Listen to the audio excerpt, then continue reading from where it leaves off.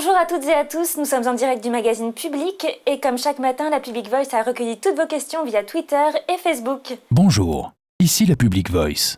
Bonjour la Public Voice, alors vous avez eu beaucoup de questions ce matin ? La Public Voice reçoit énormément de questions et est heureuse de se faire de nombreux amis.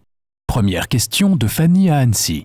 Est-il vrai que Selena Gomez a plaqué Justin Bieber ? Et pour répondre à la question de Fanny, Nicolas Toudert, notre journaliste People, nous a rejoint. Alors Nicolas, bonjour, enchanté.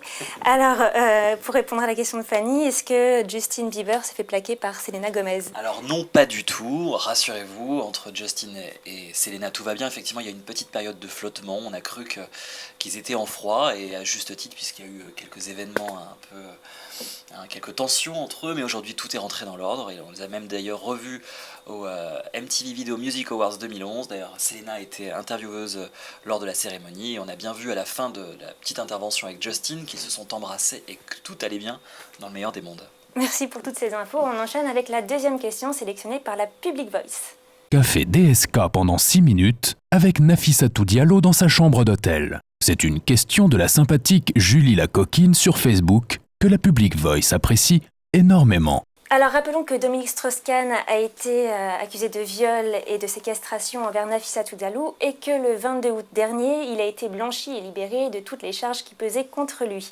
Mais alors que s'est-il passé pendant 6 minutes dans la chambre d'hôtel ? Nicolas, vous qui savez tout. Bon, en tout cas, nous, on a trouvé une vidéo qui se rapproche peut-être de la vérité. On va regarder. Peut-être dans l'affaire, on a peut-être un éclairage totalement différent sur ce scandale. Regardons.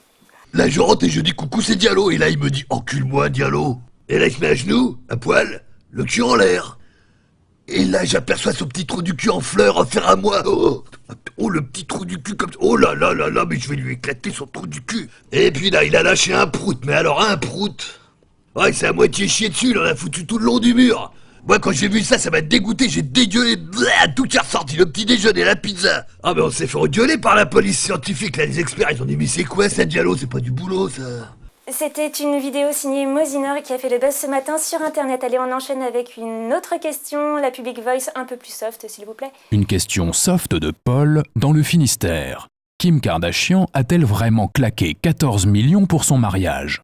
Alors pour rester dans l'indécence des mariages les plus coûteux de cette année, celui de Monaco a été estimé à 20 millions d'euros et celui de Kate et de William à plus de 105 millions d'euros. Alors est-ce que celui de Kim Kardashian a coûté 14 millions d'euros, ce qui est énorme ?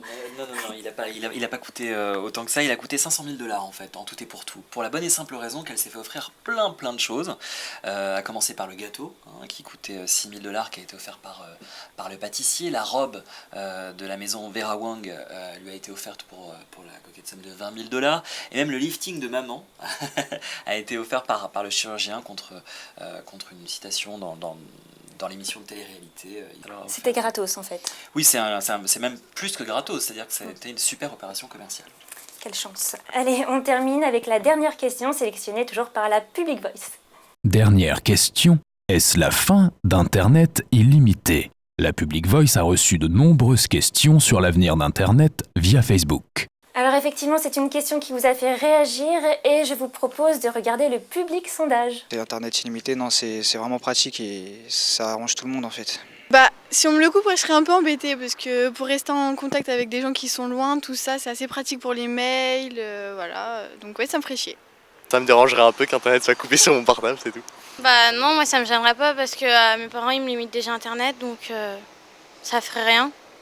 Et puis ça raisonnerait aussi les jeunes. Parce qu'être à force sur Internet, c'est pas très bon aussi.